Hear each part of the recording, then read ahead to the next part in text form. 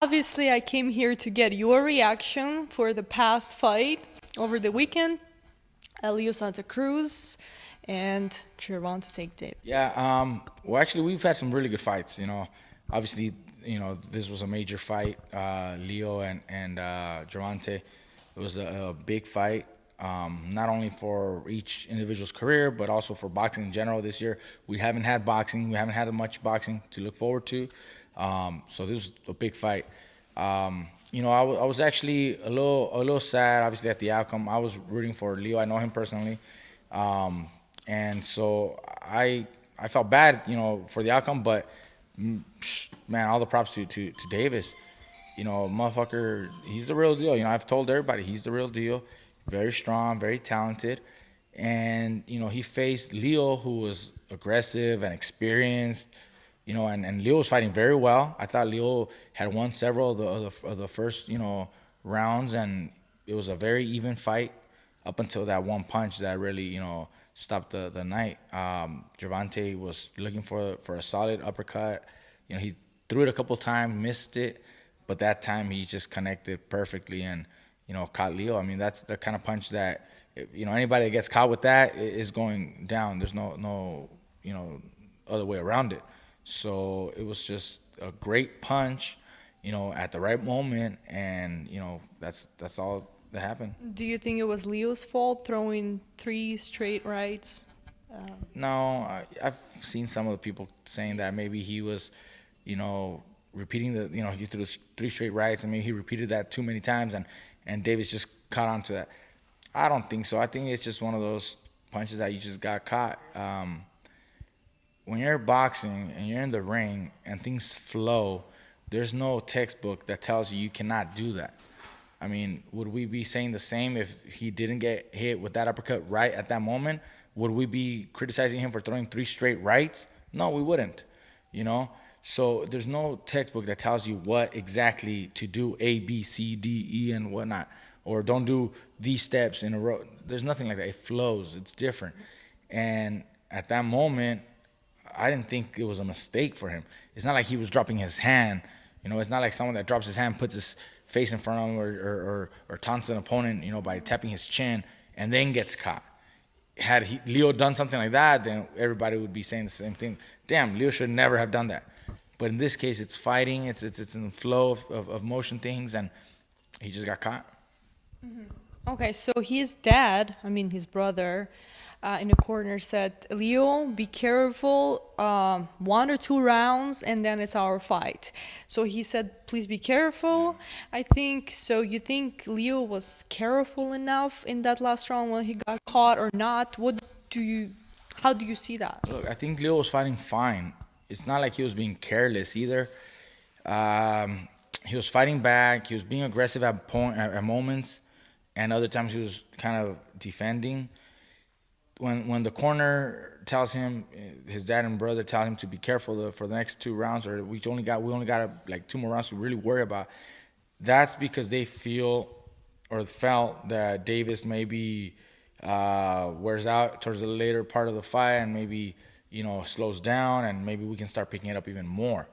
But Leo wasn't being careless, even though they tell him to be careful. He didn't just go out there reckless. He was actually still fighting the same kind of fight.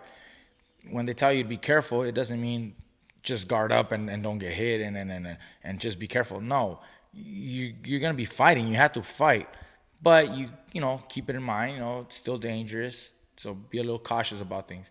I think Leo was still fighting very well. Like I said, I don't think it was his mistake or anything like that. It just happened at the right moment where Tank just landed a perfect uppercut. Tank was naturally bigger, stronger. Leo still could be considered maybe a featherweight, actually.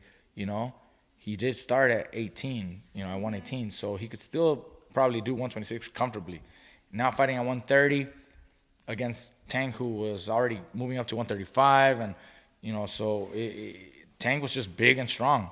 Leo could never probably hurt Tank, but I still think Leo was fighting a very good fight. He just got caught that one punch. Do you think Tank deserves to be called like a real champion. Do you think he deserves the respect from the fans? Because everybody always cries, oh, you're too young, or you too this, or you too that. Do you think right now, after beating Leo, can he look straight at the fans' eyes and say, hey, you cannot say anything right now? I think Tank has been champion since he first became champion.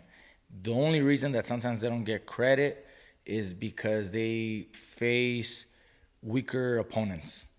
That's not always the fighter's fault. Sometimes management, promotion, and TV alliances sometimes influence who you fight. Tank's there to do his job, no matter who they put in front of him. But unfortunately, the fans sometimes don't accept that.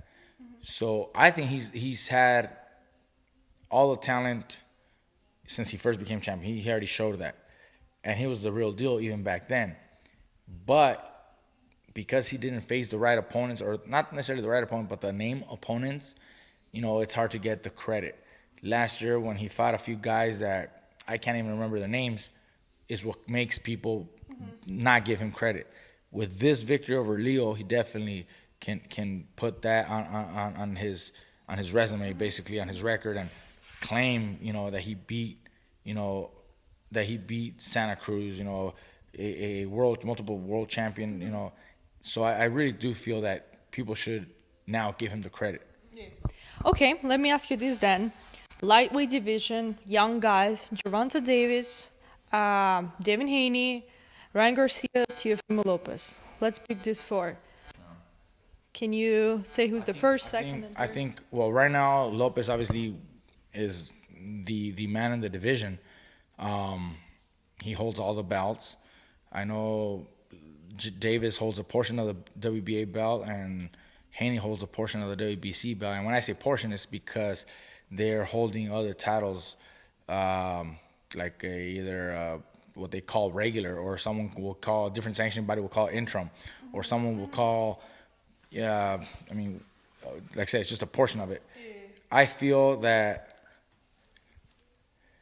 that Lopez, even though he did beat Lomachenko, I think the best fight for Lopez, or the most competitive fight, would be probably Tank. Tank is strong, fast, confident.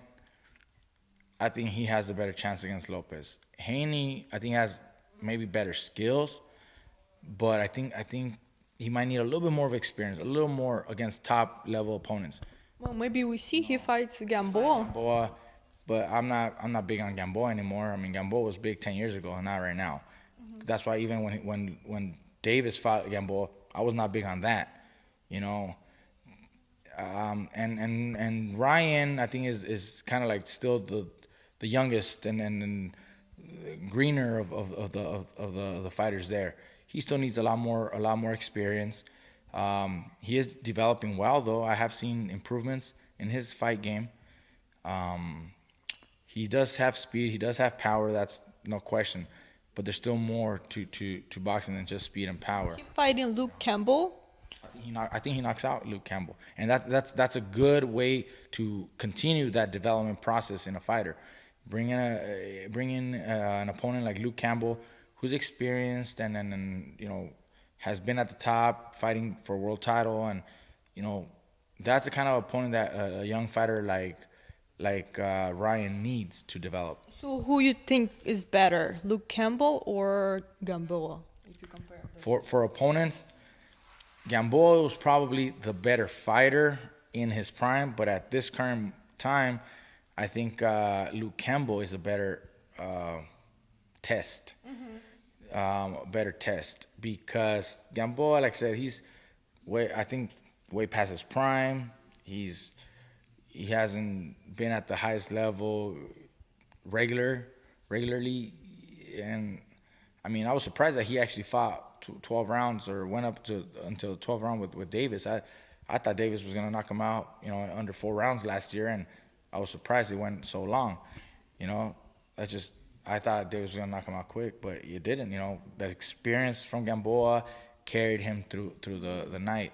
And those are kind of the fighters that young fighters like Devin Haney need to get through to develop. And that's why Ryan is fighting a guy like Luke Campbell, to develop and grow and gain experience from those kind of fights. Well, finally, as boxing fans, we see those guys fighting legit opposition, and we saw Teofimo Lopez, Lomachenko. It's like finally they fighting each other. They're stepping up the game. Like Floyd said, you gotta go. You gotta test yourself. You gotta move up in weight. Otherwise, like, you're not a true champion if you're not doing all that. That was his recent interview.